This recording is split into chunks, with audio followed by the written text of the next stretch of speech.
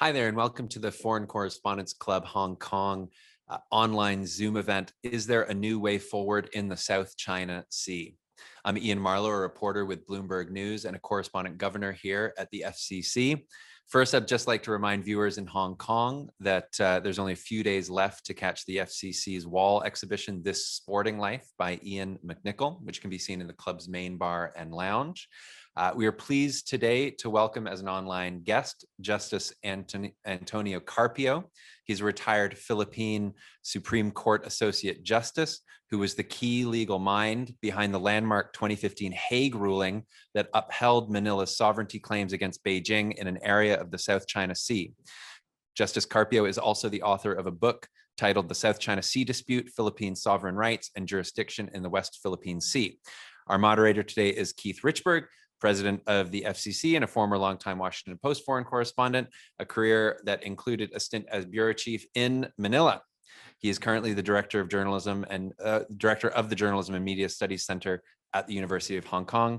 If you have any questions as the session goes on or after the discussion, please email us at questionsingular@fcchk.org. Keith, please take it away. Well, thank you very much, Ian. We'll be back to you when we have some audience questions. And thank you very much, Justice Carpio, for joining us from Manila. I hope you're all safe there in Makati. And we're all battling COVID. So thank you for joining us on Zoom. I hope one day I'll be able to get back to the Philippines, where I lived as a foreign correspondent from 1986 until 1990 as my first tour for the Washington Post. So looking forward to getting back. But in the meantime, sir, if I could just start out, I guess just recently, just a few hours ago, President Duterte just finished his State of the Nation address to the Philippine people, and he talked about the South China Sea dispute. From what I was able to pick up on Twitter, following some of my Philippine sources, he said that the Philippines has asserted the arbitration ruling from the Hague. But he said, and I'm picking this up from quotes I got from Rappler and ABS on Twitter. He said, "How can we fight China? Do you want me to commit suicide? We don't have the weapons. How can we do anything? It would be a massacre." Can I get your reaction to President Duterte's State of the Nation? Well, actually, President Duterte has been saying that from day one, that to assert the arbitral award is to go to war with China. And he doesn't want his soldiers and his policemen to be massacred. Well, you know, we laugh at that because nobody's talking of war in the South China Sea dispute. That's the reason why we went to the Hague, to an UNCLOS tribunal, because war is not an option. I mean, and we are crazy to go to war because we will surely lose if we go to war against China. China is a nuclear power. It is now the largest naval fleet in the world. So we brought China to a forum where there's a level playing field, where warships, warplanes, and nuclear bombs and missiles do not count, where the tribunal will rule only on your legal rights based on the law of the sea. And that's why we won. And this guy is thinking of going to war. Nobody's thinking of going to war. Even China is not thinking of going to war. China has a three warfare strategy, which says that China will win the South China Sea without firing a single shot. They will just intimidate all the rest with their naval fleet, the largest in the world, with their huge air and naval bases in the Spratlys, because for them, it's working. States are being intimidated, and leaders like Duterte are being intimidated. They're falling into the trap of China. But you have Indonesia burning the fishing boats of China that encroach on their EEZ, and there's no war. Vietnam is standoffs with their Coast Guard vessels, always have a standoff with the Chinese Coast Guard vessels, and there's no war. I mean, nobody wants war, and besides, we're the only country in ASEAN with a mutual defense treaty with the US. And the last thing that China would want is to give the US a legal excuse to intervene in the South China Sea dispute. And the Americans have been saying the South China Sea is covered by the mutual defense treaty. It's part of the Pacific theater. and it's directed at China, and China knows that. That's why we have this dilapidated ship in Ayungin Shoal. I mean, it's there in Ayungin Shoal, manned by about 12 Philippine soldiers, but it cannot sail anymore. Its engine has rusted for a long time. But we carry that ship in a roster of active ships, because if it is attacked, then it's an attack, an armed attack on a public vessel of the Philippines, and that triggers the operation of the treaty. And the Chinese don't attack it, they just circle around it waiting for the ship to collapse because it's rusting. So the Chinese know that they cannot afford to go to war with the Philippines because that will involve immediately the US. And only a stupid guy would say it will mean going to war. It doesn't mean going to war at all. Thank you. Thanks for that. Let's talk about that ruling that came out in The Hague. It's the 5th year anniversary of it. It was July of 2016 when the ruling came out. Now we're in 2021. When the ruling came out, and I looked it up, the Chinese vice foreign minister at the time said it was, quote, just a piece of paper. He said, quote, you can just chuck it in the bin, leave it on the shelf, or put it in the archives. He basically said China is going to ignore it. Now, 5 years later, China has ignored it. Was he correct in saying that this thing was not binding? It was null and void? I mean, well, it hasn't been enforced, right? Well, first of all, China is saying that it cannot bind them because they did not participate. But under UNCLOS, and China ratified UNCLOS, when you ratify UNCLOS, you give your consent in advance to any future dispute under the UNCLOS dispute settlement mechanism. Yeah.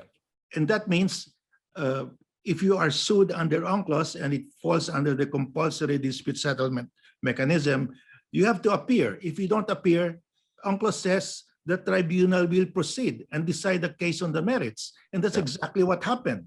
Yeah, UNCLOS being the UN Law of the Sea Convention. The UN Convention on the Law of the Sea. So China has only itself to blame.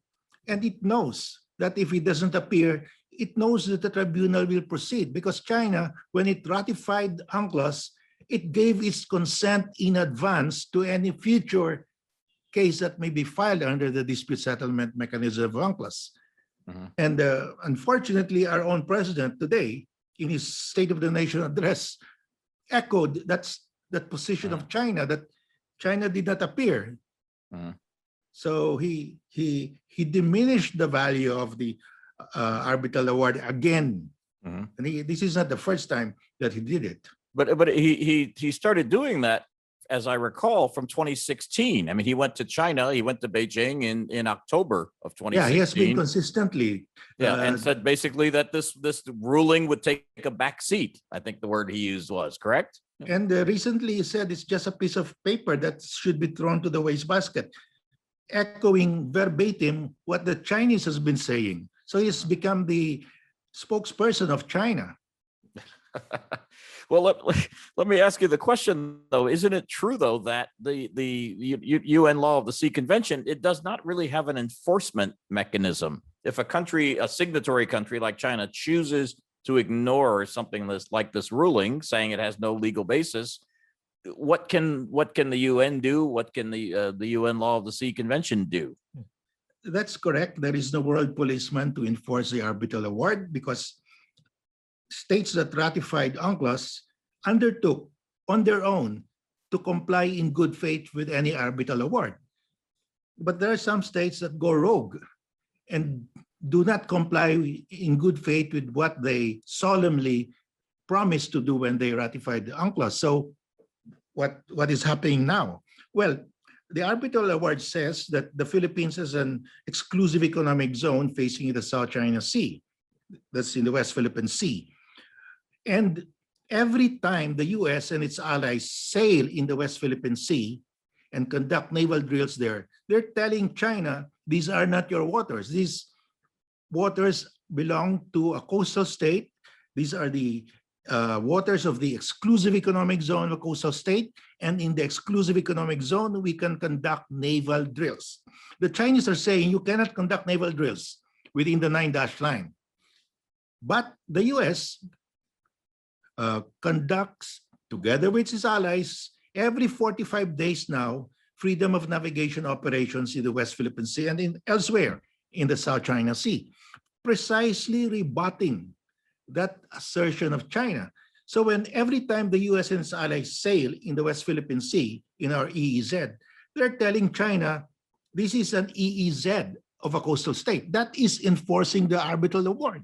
And they do that every 45 days. That's why I've been saying the most robust enforcement of the arbitral award are those freedom of navigation operations of the US.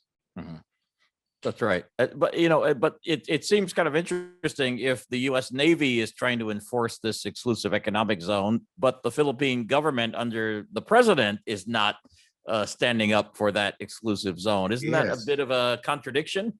Well, as far as the U.S. is concerned, the U.S. is not really doing it because they love the Philippines, because the U.S. has the U.S. export and import trade, about $1 trillion of U.S. import and export trade, seaborne trade, pass through the South China Sea. And it's very important for the U.S. to guard that and to prevent any one state from claiming the South China Sea. EU also has about $1 trillion in export-import seaborne trade that pass through the South China Sea. Australia, about 60% of Australia's import and export pass through the South China Sea. So it's an important international waterway. So they have to preserve freedom of navigation and overflight.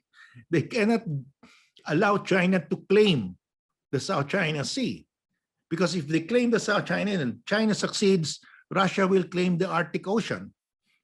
India will claim the Indian Ocean, and the law of the sea will collapse, and everybody will have to buy warships, missiles, warplanes to protect its own exclusive economic zone. And money that should go to education, social services will be diverted to defense. And we will be living in a terrible world in that case. So it's important that we preserve the law of the sea in the South China Sea. The US is not doing it because the US loves the Philippines, because the US has a valid interest in preserving freedom of navigation in the South China Sea. Does the U.S. defense agreement with the Philippines extend to the South China Sea? Yes, that has been repeatedly stated by the US way back during this time of Secretary Cyrus Vance. I think that was in the 1970s. Repeated, and lately repeated again by Secretary Blinken. And also the secretary before him, was that secretary before Blinken? Pompeo. Pompeo, repeatedly. When he came here, he said, South China Sea is part of the Pacific theater covered by the Mutual Defense Treaty. So it's very clear. It sends a very strong message to China. That's why China will never fire on a Philippine warship or Coast Guard vessel, because that will just give the US a legal excuse, and the US wants to come in. The problem, though, I would see is that China has been continuously building these military bases, these military airstrips on these islands. They've been creating new islands by basically expanding the existing ones that are there. I mean, that's kind of creating, well, we used to say facts on the ground, but I might say facts on the sea. They're creating facts that are going to be hard to roll back. Isn't that correct? That's correct, because they see that as something that the U.S. cannot stop, because the U.S. is not has no territory or no island in the South China Sea. So they're doing that, and unfortunately, the ASEAN coastal states are too weak to oppose that. So what do? We go to court. And then what we should be doing is to join the freedom of navigation operations of the U.S. But there is a solution to that. You know, these are very low-lying islands, hardly above water at high tide. And they were built up, and Mischief Reef was totally submerged at high tide, built into an island by China. But sea level rise by the end of the century will be about at least a meter. And most of those islands will be submerged. In another 50 years, after the end of the century, I think all the islands there will be submerged. And I think that is really the solution. Nature will resolve the territorial dispute. And all the studies of climate scientists establish this. And that's why I'm saying we don't have to hurry the solution, the resolution of the territorial dispute. What we should safeguard is our arbitral award, because once all those islands are submerged, they will form part of our exclusive economic zone and therefore covered by the award. Mhm. The Philippines won the arbitration dispute in 2016, but you've also, if I'm not mistaken, been talking with China about joint exploration in the area for oil and gas. Isn't that kind of a contradiction when you're saying, okay, we won the award, but let's jointly explore it? Well, China uses the term joint development. If you go to the website of the Chinese Foreign Ministry, it says joint development means China has sovereign rights to the waters, but it will invite another country to jointly develop the area.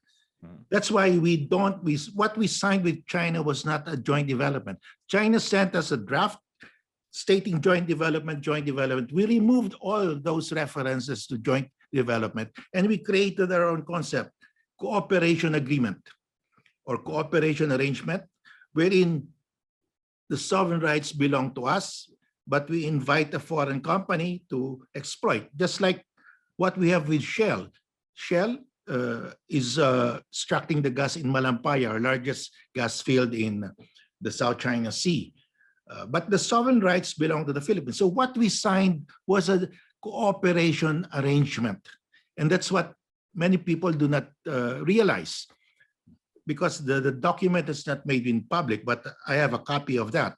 And it says cooperation arrangement. We never use the term of China. And cooperation arrangement is a Philippine concept which says the sovereign rights to the gas, the oil and gas belong to the Philippines. Joint development is a Chinese concept which says that the sovereign rights to the oil and gas belong to China. What we signed was a cooperation arrangement, and it's there in the text of the document. That's why when the Chinese, after signing, realized what happened, they want a third agreement saying that Philippine law will not govern the service contract, and that the sovereign rights do not belong to the Philippines. Of course, we will not sign that.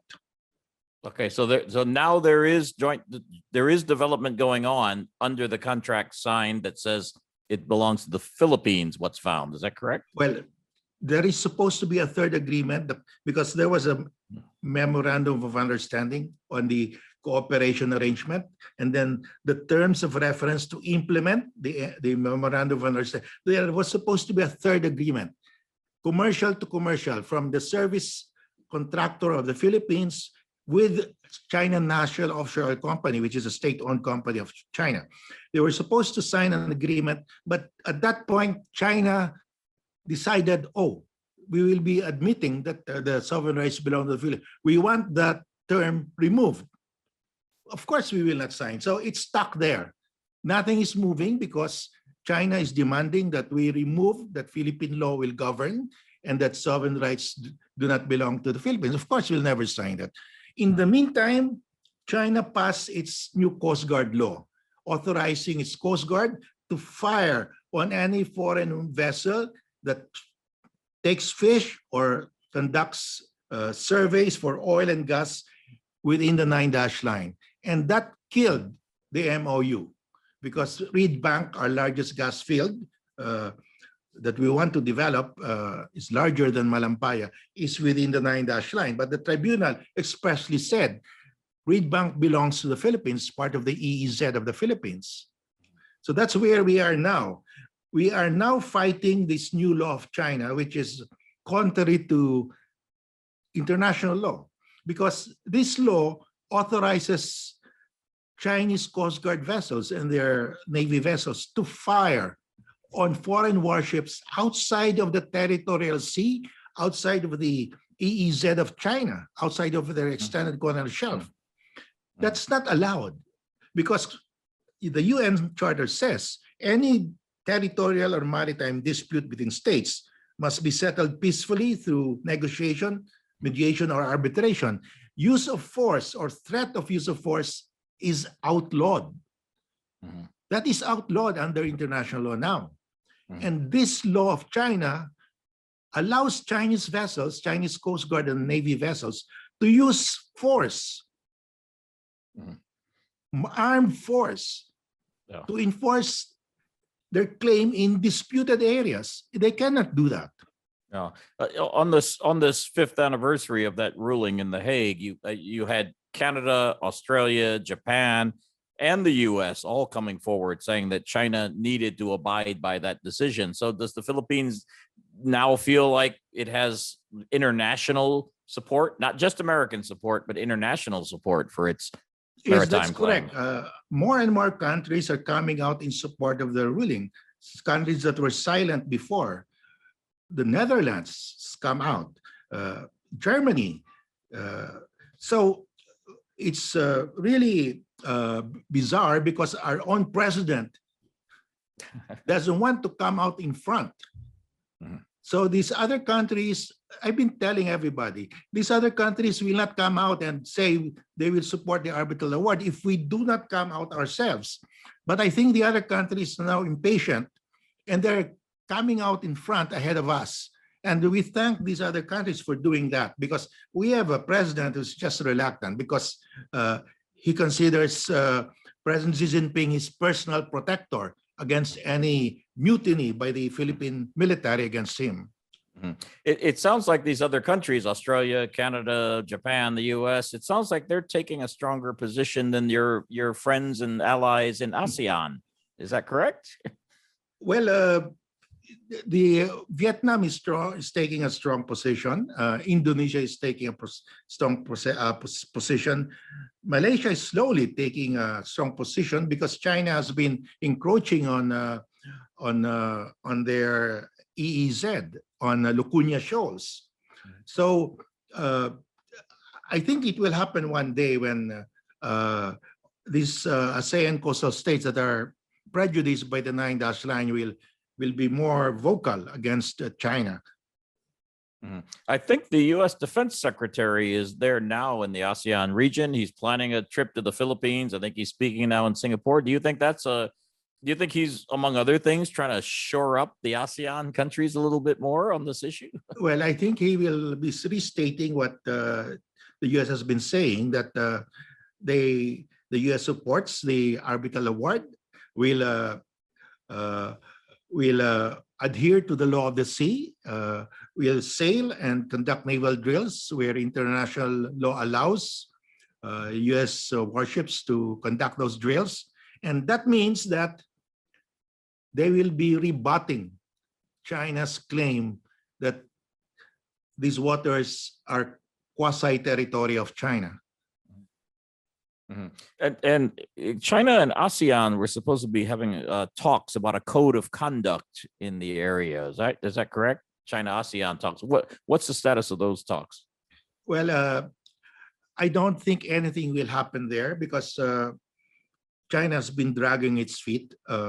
China said at the start, years ago, that China will sign at the appropriate time when the time is ripe. When is the time ripe for China to sign the code of conduct? After it has completed all its island building, all its naval bases, and it has not yet completed because it needs an air and naval base in the Scarborough area so that it will have a triangle of air and naval bases to enforce its air defense ID zone. Because you need to cover all the entire area with your radar, with your anti-cruise missiles, anti-aircraft cruise missiles, with your combat aircraft. Right now, there's a big hole on the northeastern area of the South China Sea. And that's why China is not signing. My assessment is China will sign after it completes its triad of air and naval bases. And China will then say, okay, nobody builds from now on. Everybody stop building. But that will only legitimize what China has built. And that's why I said I'm against that. It's creating facts on the ground, or That's facts at the right. sea, right? So those facts on the ground will be legitimized by the code of conduct. That's the aim of China. Mhm. Now, you recently, sir, came out with a kind of a new proposal saying that the claimants, yourself, Vietnam, Malaysia, should agree to voluntary arbitration at The Hague. Is that correct? Well, I said that I was talking about the territorial dispute because the maritime dispute has been resolved already between China and the Philippines, and Vietnam, Malaysia, Brunei, and Indonesia have no quarrel with that because the maritime dispute was resolved without touching the territorial dispute, because our dispute with Vietnam, with Malaysia, is a territorial dispute. It refers to the islands in their territorial sea. The UNCLOS award affected only the EEZ, Exclusive Economic Zone, and the Exclusive Economic Zone are waters beyond the territorial sea. So there's no conflict. So they like the arbitral award. They've been citing the arbitral award. Now, so our problem really is the territorial dispute, because China is saying, oh, these ASEAN states cannot even decide among themselves. So we can ask China, okay, we invite you to submit the territorial dispute to International Court of Justice. We are willing, if China is willing, if everybody is willing. But of course, China will never accept that.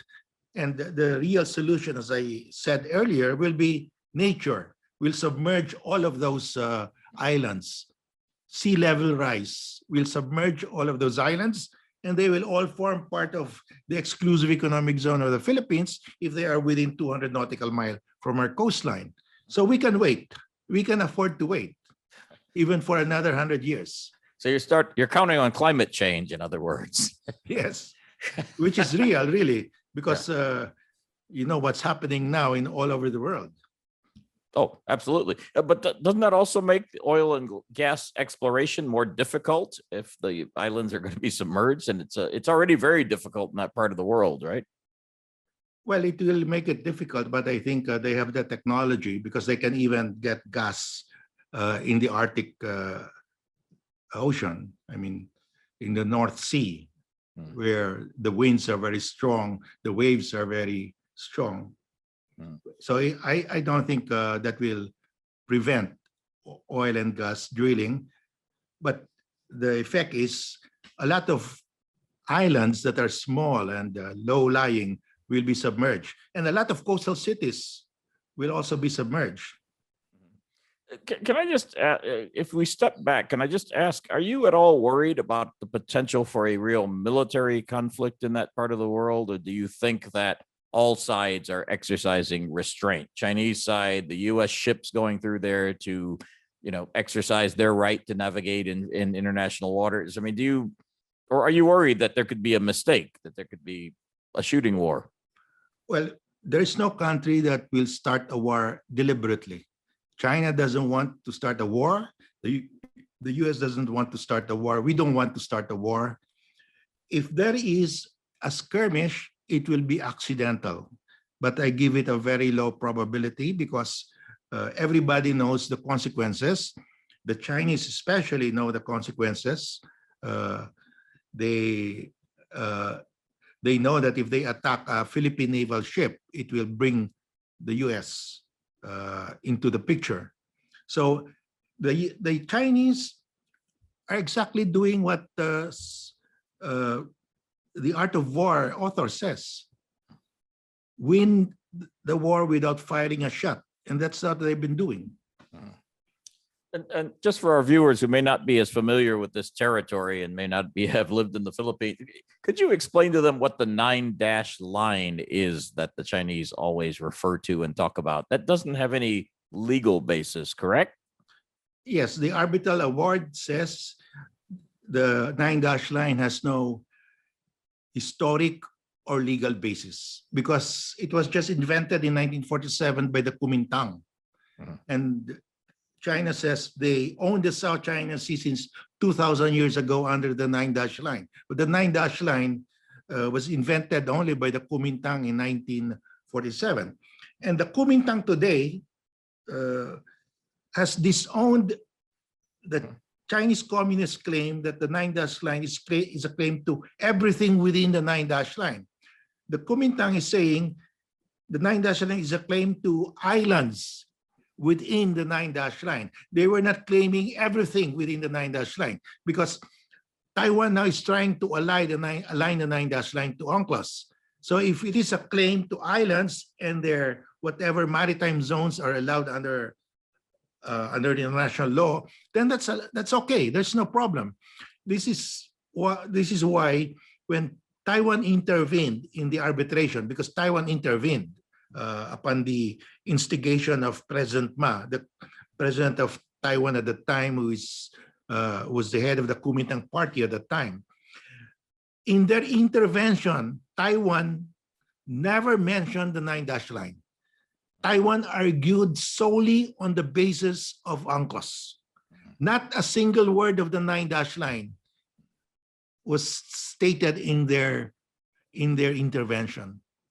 So there is now a split in the interpretation of the 9-dash line. China says the 9-dash line is a claim to all the islands, all the reefs, all the waters, resources within the 9-dash line. Taiwan, under the Kuomintang, the author, the inventor of the 9-dash line, says, no, the 9-dash line is just a claim to high tide geologic features that can be claimed as territory and their surrounding territorial sea, whatever is allowed under international law. That is their, so there's a schism, there's a divergence of interpretation. Yeah, according to the history, apparently Chiang Kai-shek just took a ballpoint pen on a map and drew just 9 dashes and said, okay, all of that is ours. And now that's being claimed as the legal basis. Actually, this arose because of the century of humiliation of China. Because of the Opium Wars, the Chinese lost territory to the British, to the Portuguese, and so on. So their citizens, their intellectuals drew maps with lines saying that these are the territories that we lost to the foreign powers, and these are the territories we will claim back when we become strong again. And this eventually evolved into the 9-dash line. So now that China is strong again, it's a nuclear power, an economic power, it is now enforcing the 9-dash line. But these are just the scribblings of private individuals that the Kuomintang adopted in 1947.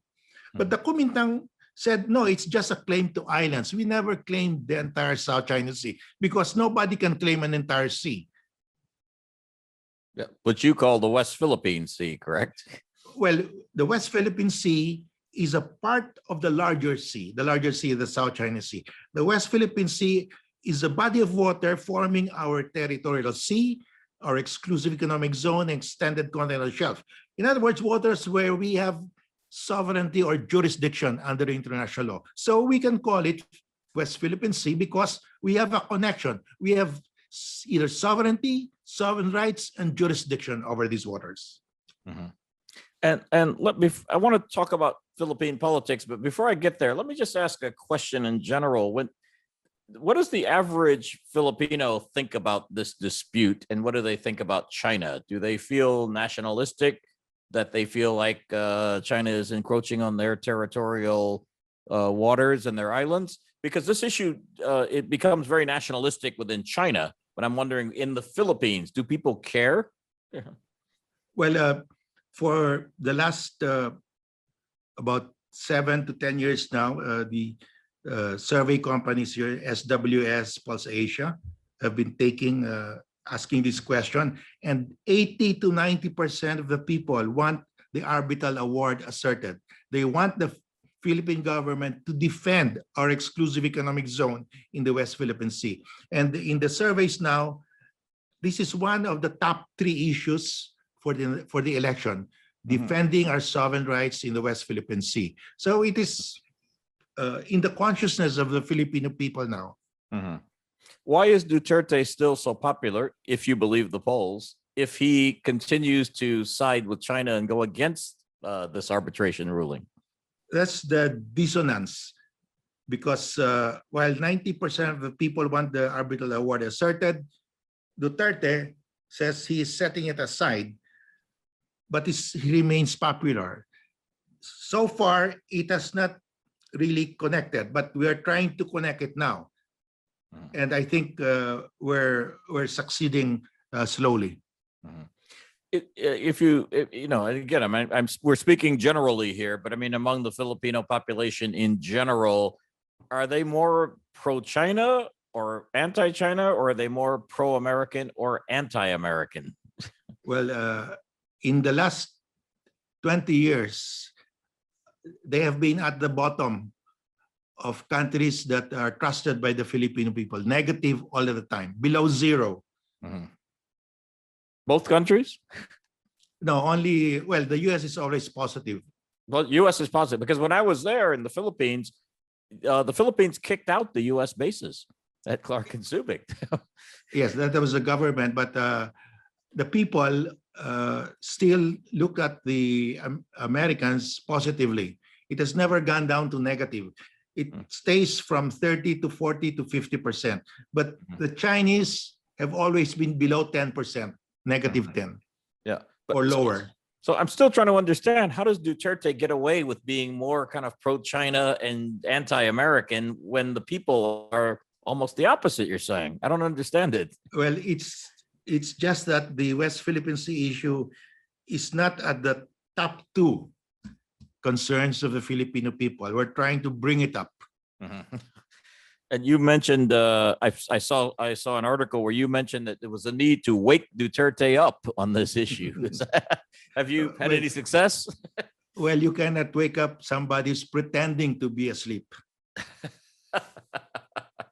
Well, you've got an election coming up next year, right? I always used to love covering Philippine elections. They're always colorful. There's a lot of music. There's a lot going on. Tell me, is this issue at all going to resonate during the election that's coming up next year for a new president? Well, it's now 3 or 4 in the issues in the top of mind of the people, because we are connecting the West Philippine Sea to our dwindling supply of galunggong. Galunggong is the poor man's fish. And the Chinese have been taking galunggong in the West Philippine Sea and selling it to us. We are actually importing galunggong from China, the same galunggong that China is taking in the West Philippine Sea. This is the round scad fish, the favorite of our poor Filipino, but it's now more expensive than chicken or pork, because the Chinese has the largest fishing fleet in the world, and they're scooping all the fish in the West Philippine Sea because President Duterte allowed them to fish in our exclusive economic zone. I see. You know, I was trying to, we don't know, it's a year off. I mean, for the next election, I was looking at some of the candidates who are running. We don't really know. I only saw one senator, a former senator, Antonio Trillanes, who's brought up this issue with China as a real, talking point. I mean, do you think any other candidates are going to talk about relations with China, relations with the US, or is that foreign policy is not really going to figure into the next election? Well, the candidates will have to deal with this because it's already 3 or 4, number 3 or 4 in the list, the list of concerns of the voters. Mm-hmm. What are the main issues that they do care about? Well, it's basically rising prices, inflation, the low wages. They don't have enough to get by. I mean, the people in the class D and E. And third, lack of jobs, because a lot of people have been thrown out of work because of the pandemic. So those are the top 3. And fourth is the West Philippine Sea. How big an issue is COVID and the government's response to COVID and the virus and the vaccine rollout? I don't know what percentage you have now in the Philippines. Is that an issue at all? Yes, it covers the top 3 because it affects the top 3. That affects all of the top 3. Yes. Yeah. Well, how is your vaccination rollout now there? Well, I think we're 4.7% of the population. Oh, very small. very small, and they're projecting to have 70% by the end of the year, but almost everybody is saying it cannot be done. Maybe towards the end of next year. Mhm. Now you formed or you were helping form a new political, not a party really, but a coalition there. Sambayan, can you tell us a little bit about Yes, what that is and what's the goal of it? It's really a movement designed to bring together the opposition so that the opposition will come out with one slate for president, vice president, 12 senators. Because if the opposition is divided, if there are two or more candidates from the opposition, they will be defeated by the candidate of Duterte. Because the candidate of Duterte has about 28% now. If there will be 3 or 4 from the opposition, then they will just split the vote, and that will make the candidate of Duterte win. So the rationale here, and everybody seems to agree, that the opposition must be united, must come out only with one candidate to defeat the candidate of Duterte. And that's the rationale why we formed the Isambayan. Mhm. And have you yet found that candidate, or you're still kind of We're looking? still in the process of selecting.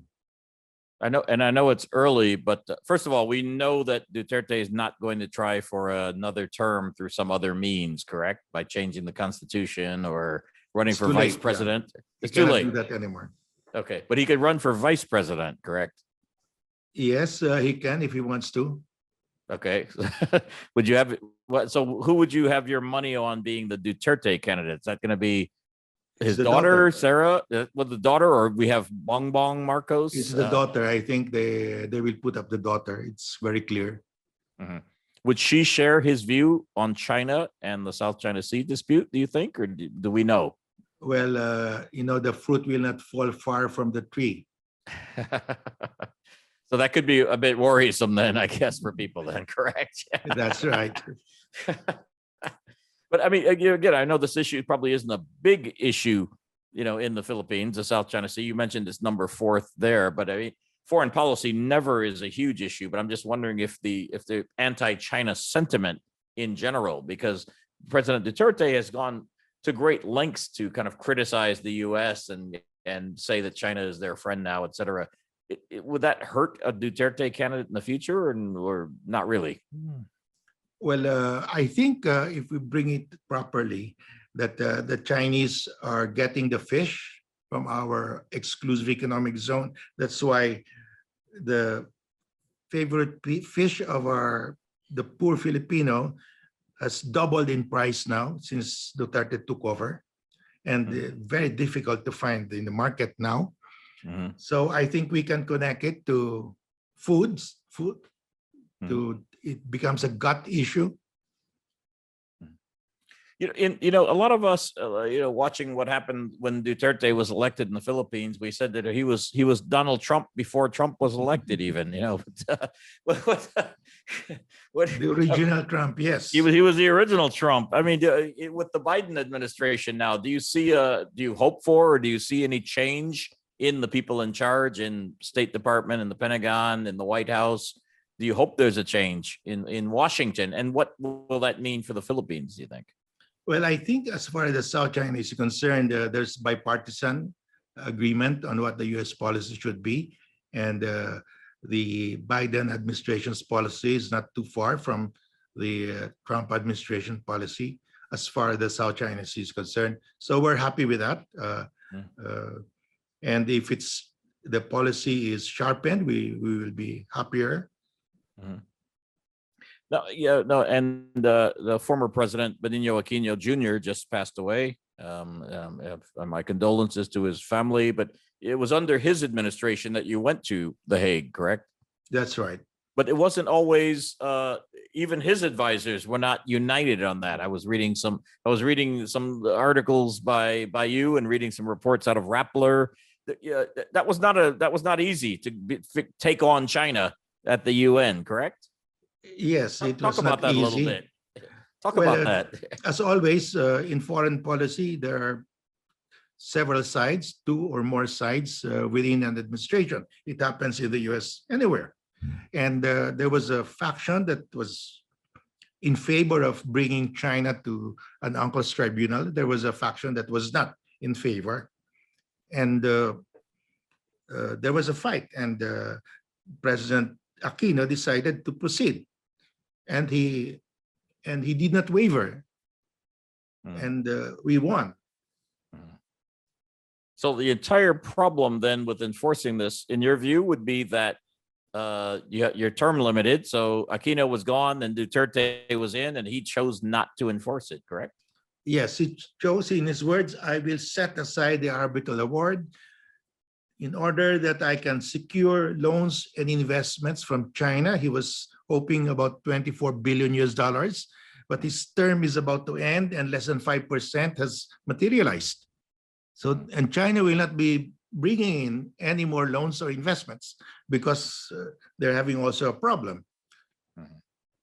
And is, again, I think I asked you earlier about ASEAN, but I want to dig down a little deeper. Is the ASEAN bloc divided when it comes to China? I mean, it seems like some countries are very pro-China and support China within the region. Some countries are more suspicious of China. Is that a good reading of it or not?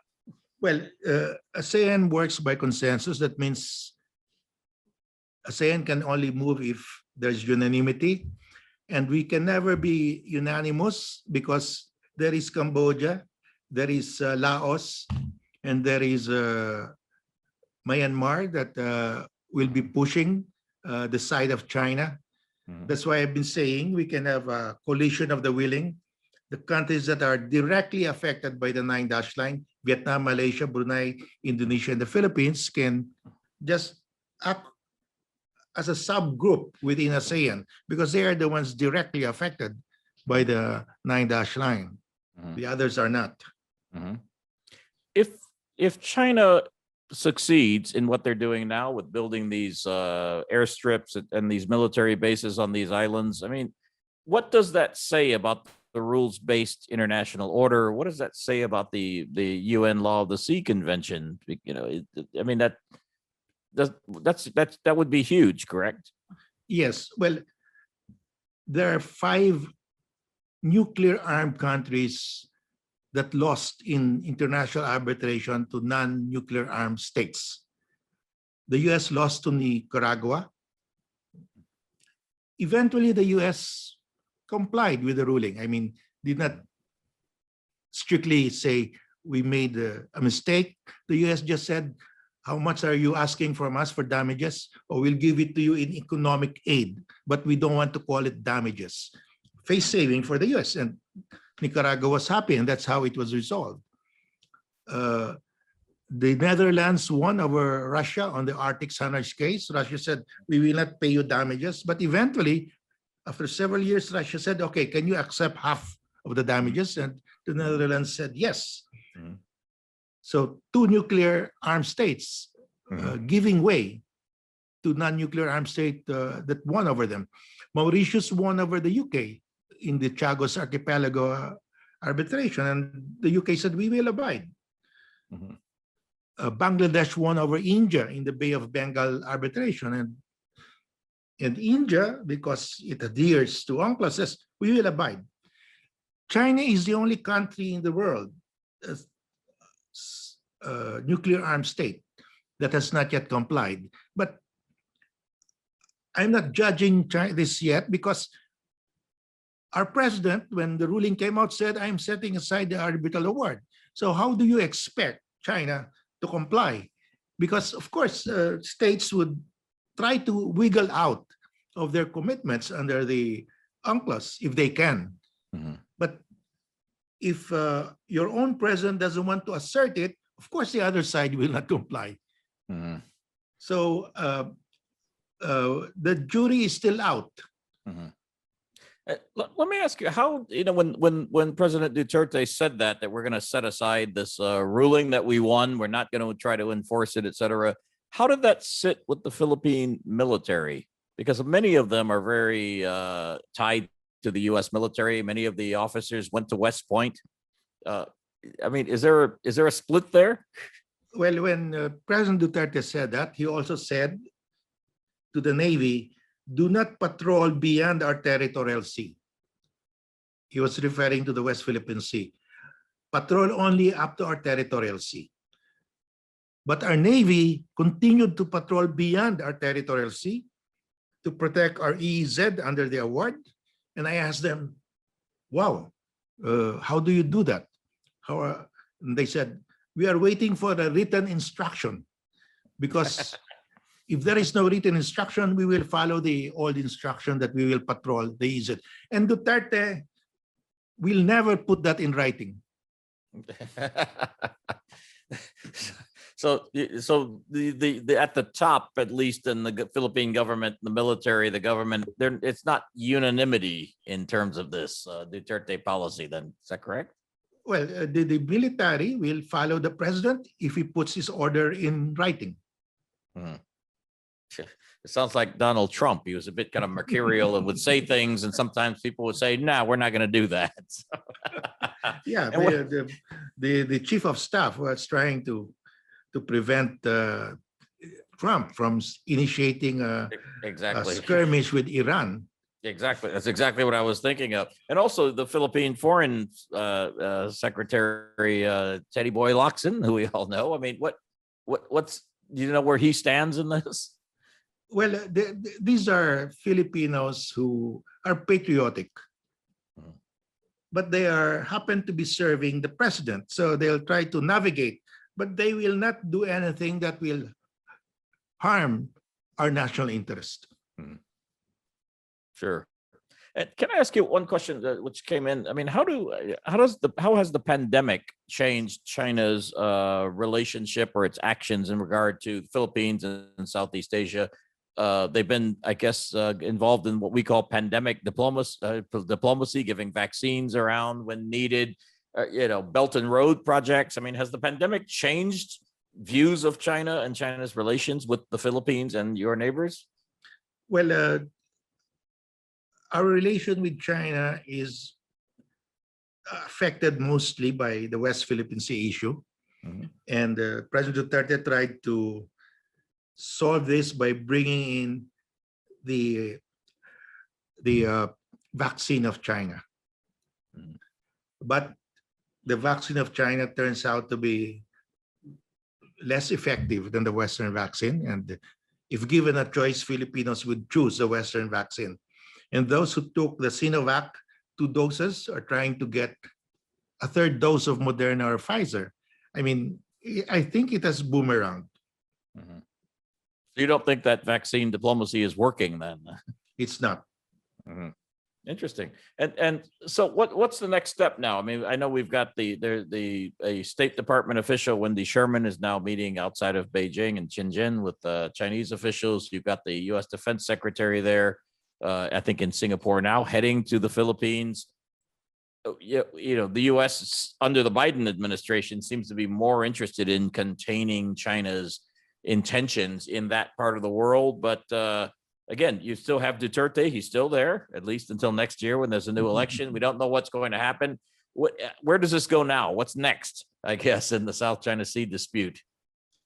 Well, I think as far as the Philippines is concerned, what the critical point will be the election, because if there's a new president that will assert the ruling, then that will change the equation with China. So that's a critical point. The US policy is there. It has not changed since the time of Trump. Maybe it's more organized now. Maybe the Americans are more inclusive. Instead of acting unilaterally, it's now winning friends, bringing back their allies. That's good. But the Philippines, we are still going to make our decision in May 2022. So that's going to be the crucial point then. Yes. The next election. That's And you have not yet said whether you're supporting any specific candidate, right? You're looking at Not all yet, because I will support the candidate to be chosen by Isambayan, by our group. by some Mayan. Okay, but it will definitely not be any Duterte-backed candidate. No, no, no. It will not be. We will be in the opposition. Okay. And I have to ask, what are your ambitions? Are you thinking of running for something? No, by the mere fact that I accepted to chair the Zambayan, the selection committee, means I've put myself out of the running. I cannot be in conflict of interest. If I'm interested, that will destroy the entire process. I mean, people will say, how can you be choosing yourself? I mean, that will completely destroy the credibility of Zambayan. So I've made it clear, I'm not running no matter what. Can you try to just do a little bit of early handicapping for us? I mean, I know there are a lot of names out there, and we always like to see. We know whose hats are in the ring, but I'm looking at Manny Pacquiao. What do you think? Well, he just lost his party, Yes, so he yes. has no more party. But he's popular, correct? He's popular, but his popularity is less than 10%. It's not, he's not in the top 3. And okay, let's try to handicap Ferdinand Marcos Jr. Bong Bong. Where do you see him? The strongest ticket that the Duterte group can put up is a Sara Duterte and Bongbong Marcos ticket. And what about Senator Bongo? Well, I think it's too low. In the surveys, it's less than 2%. And there any surprise candidates you're looking out there? Anybody who might surprise us who we should keep an eye on? Well, none that I could think of. Okay. All right. Just so we know all the names that are out there. Okay, great. Okay. Well, I want to thank you for being with us. But before we let you go, we always like to ask our guest in there to tell us, what you're reading now. Anything that you can recommend our members to take a look at in terms of books out there that you're reading? Well, right now I'm writing my second book on. Because my first book was on the West Philippine Sea. By the way, it's downloadable for free. I mean, it's not being sold. It's sure, you can download it in the internet. What's the title of that book, by the way? Philippine Sovereign Rights in the West Philippine Sea. Okay. And I'm writing a second book related to the West Philippine Sea. It's the Pedro Murillo Velarde map, the 1734 Pedro Murillo Velarde map. I've been giving lectures on this map, and I've decided to put a coffee table book on it. Okay. So when will that be available? Is that available now? Well, very difficult with this pandemic. Yes. But I'm slowly putting together the book. All right. Well, we look forward to that. No more questions from the audience. We really want to thank you for joining us now in the FCC Zoom. This is a really interesting topic. We're going to be coming back, obviously, over the next months and years to the issue of the South China Sea. And we very much look forward to perhaps we can have you back when we're a little bit closer to the Philippine election, when things shake itself out and we know who all the candidates are. And you can come back and do you can put on your political hat and try to handicap the elections for us. How's that? I'll be happy to do that. All right. Thank you, Justice Carpio. It was a pleasure having you here in Hong Kong at the FCC. And we look forward to having you here in person in the future. Thank you, Michael. Thank you to your group. Thank you very much. Thank you. Good night. Appreciate it. All right. Take care. Bye-bye.